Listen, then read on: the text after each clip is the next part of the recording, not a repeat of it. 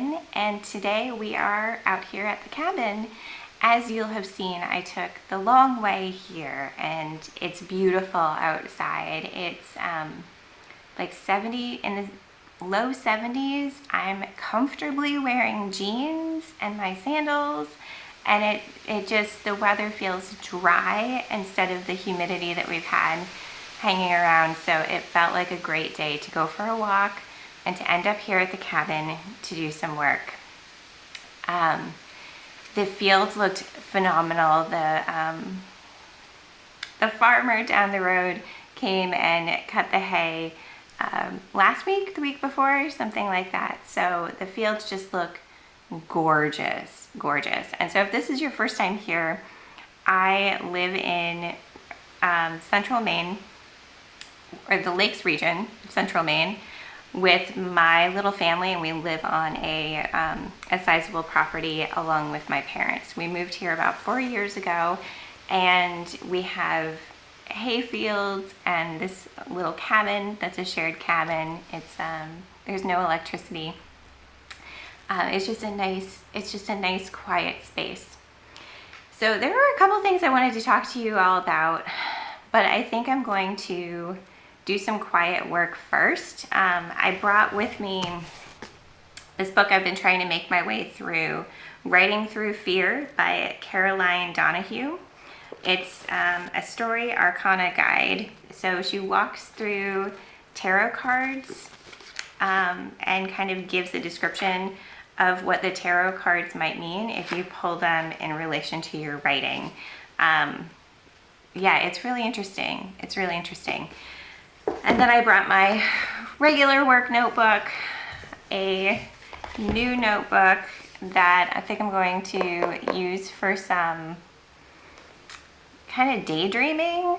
I don't want to say manifesting, but really like daydreaming to get clear on what I want and what I want life to feel like and look like and that sort of thing. And that kind of will tie back to what I'll talk about later. And then this journal, I just remembered that I had a couple days ago, and I've really been enjoying it. It's called The Messy Beautiful You, a soulful journal prompts for self-discovery and reflection by Amanda Fall. This one. I'll link these books below. Amanda's book is just, it's so simple, but it's so beautiful. She's got pictures and prompts and lots of open space for journaling. And so yeah, I kind of pulled it out the other day when I was feeling like I needed something different, and it really hit the spot. So I have this, and then I'm working through a friend's course, Michelle GD. She has, it's called Rhythm, and there's seasonal kind of containers throughout this year. I'll put a link to her and her info below, but this summer one is all about rest and writing. So today's the first day of that, so I'm going to listen to the guided meditation that she put together and then do a little bit of writing, and then I will check back in with you all later.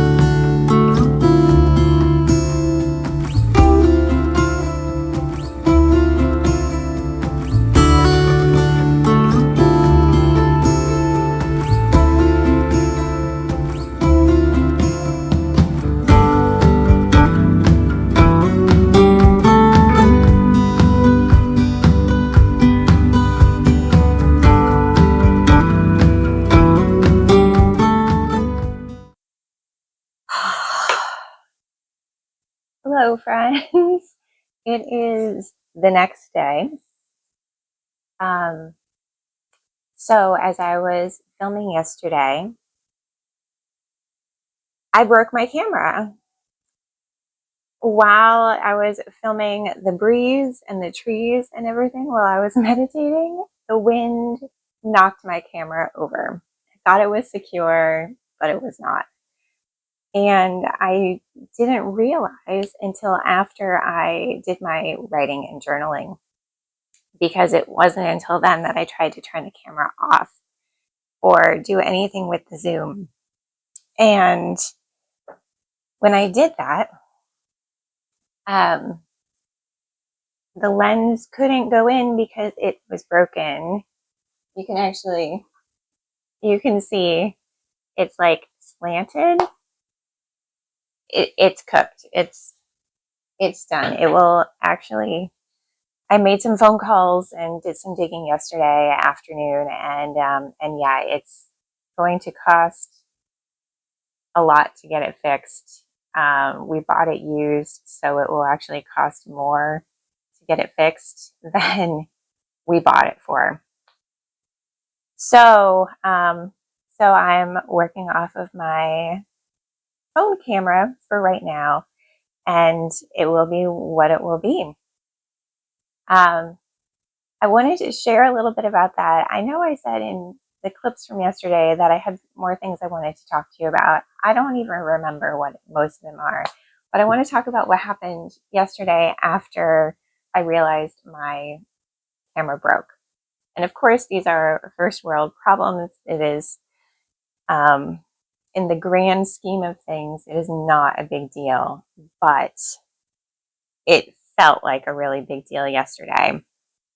The weather is still beautiful. It is dry, but still kind of windy, and my allergies are on the fritz. So I apologize for my voice being wonky and the need for tea. Anyway, so yeah, so I realized that happened. I went home and promptly cried, frankly, because of a lot of reasons. It's hard when you break something that that's expensive and is integral to your work, right? When there's these obstacles around that kind of stuff. And what was especially funny was the meditation that I did yesterday from Michelle GD. It was all about allowing and letting feelings come and letting them go and remembering that everything passes. And so when I calmed down a little bit, I was thinking about that and remembering that, and that's important. It's why we meditate, right? It's why we have these practices that bring us back to ourselves and that ground us in the present moment. I will say that that incident, I'm trying to figure out how I want to share this, because I just don't think that I'm alone in these feelings when something happens. When you work really hard at something and you get thrown these obstacles, it feels like it's kind of, I'm going to share this because I think I'm not alone in this, and I think it's something we need to talk about in the creative process, or just when you're trying to do something, when you're trying to make something, which is, creative, whatever. When you have these things that come up, it is so easy. It is so easy. My mind first goes to, well, that's it. I guess that's it. End of project, end of endeavor, end of YouTube channel, end of this whole thing, all this work. Maybe I should just scrap it all and go get a regular 9-to-5 job and forget all of this. I have been getting better at recognizing that for what it is. It's fear, it's frustration, it's so much emotion, and it passes. I've gotten very good at recognizing that when it comes up in my writing life, like particularly my writing life, because when I come up against these, like, oh, I don't know how to do this, this feels overwhelming, I just want to go and be a potter. That used to be my go-to. I'm like, are those feelings coming up because I should be doing something else? What is it? But no, those are somehow the voices of inner critic taking hold to keep you safe, because ultimately I do think we're thrown these things by the universe, spirit, whatever, just to make you check in. There's like, I don't mean that to trivialize anything, but I think sometimes these are opportunities to be like, no, I really do want this. This is just a blip. This is going to help me to build resilience, like I talked about last week, like all of those things. And so what happened yesterday was I came home.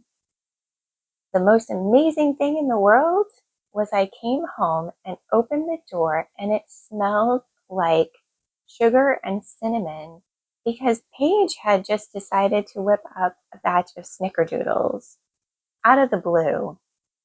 That was the biggest, I don't know why I'm getting teary thinking about this. Ooh, it was so comforting to come home in the midst of feeling all of the feels and to be like, wow, this is a place where there is warmth and there is love and there is space to be held.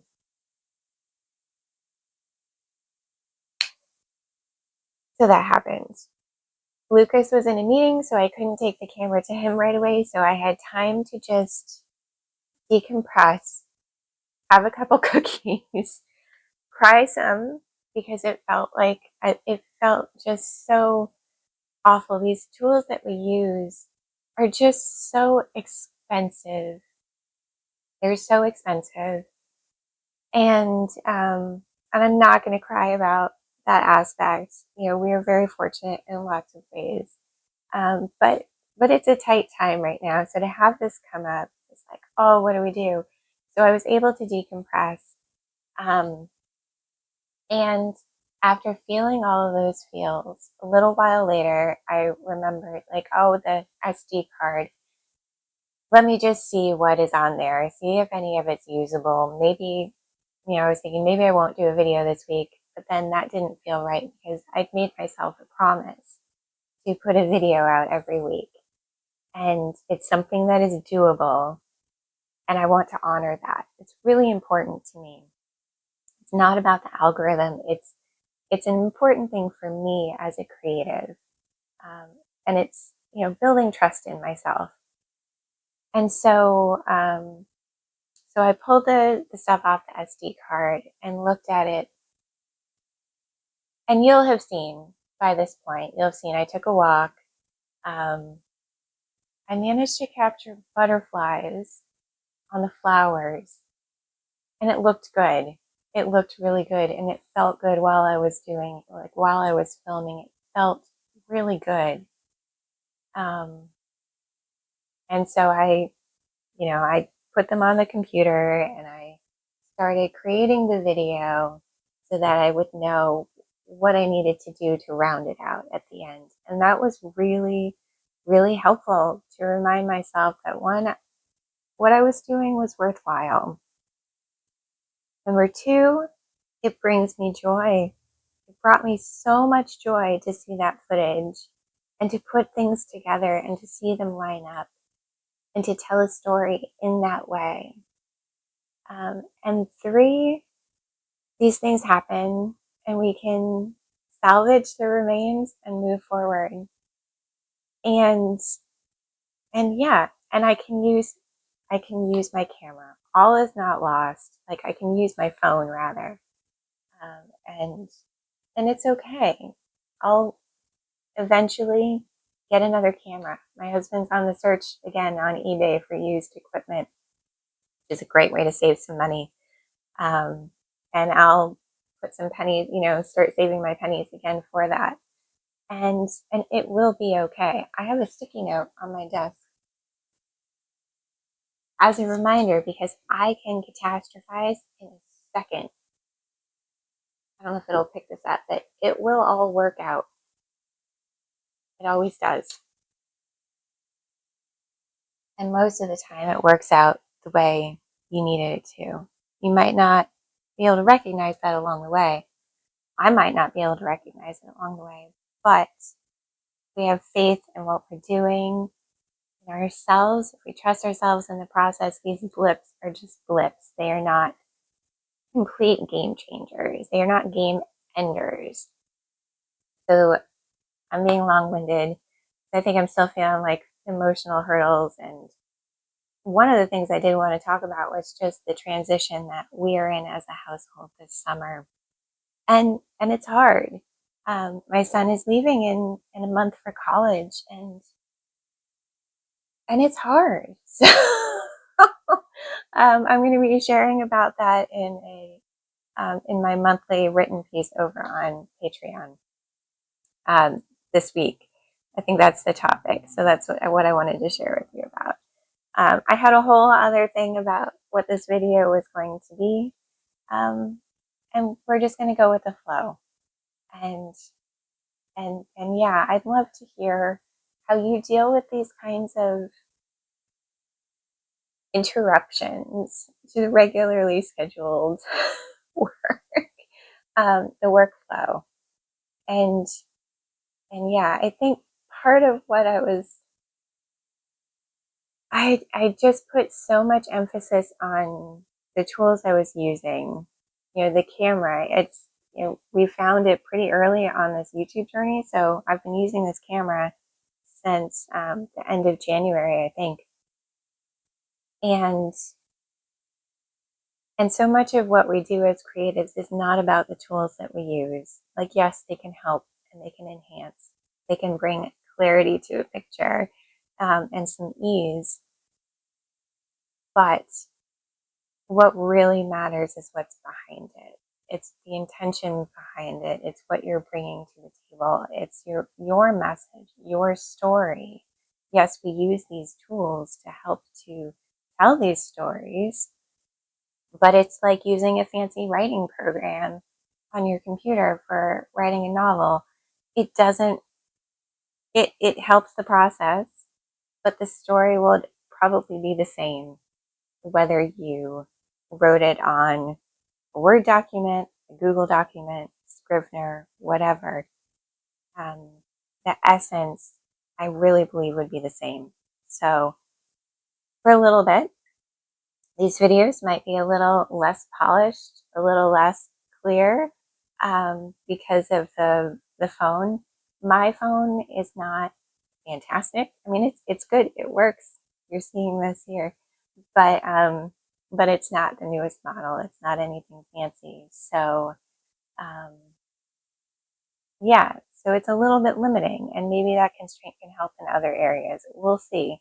I'm not sure that it'll change much of anything, but yesterday I was in a tailspin, and I think that the really good thing to be gentle with myself about is that I needed that time to process what had happened, and then by the end of the night I was okay. I got up this morning and started working on other things and making things and writing things, and it's okay. Yeah, so it is what it is. I'm sure you can all relate to some of that, and I'd love to hear in the comments.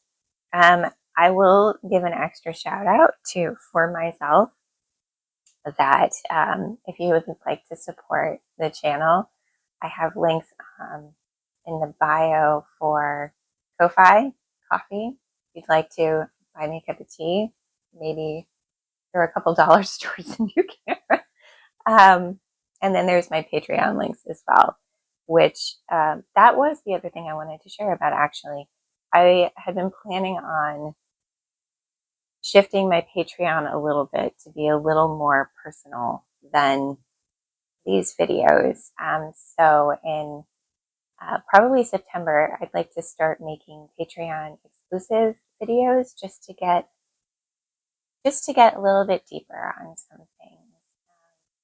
Because I think using the idea of the container of Patreon as a boundary holder maybe might be nice to play around with, because I do like to think I'm an open book, but I can still have boundaries. And the more I post on the World Wide Web and the more this channel is growing organically and little by little in a really beautiful way that I'm super grateful for.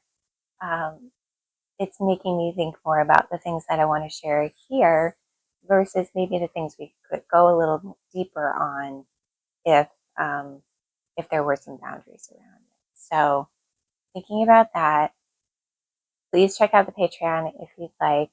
And